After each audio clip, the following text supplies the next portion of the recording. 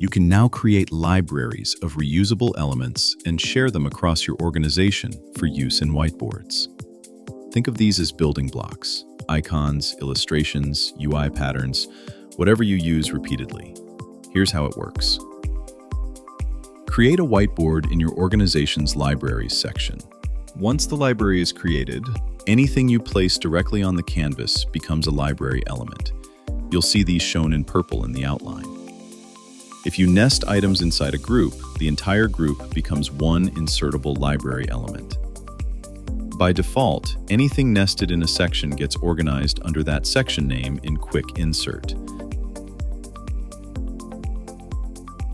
But you can also make the section itself a library element by right-clicking and treating the section as a library element. Once the library is published, you can either click or drag elements from the Quick Insert menu to use them.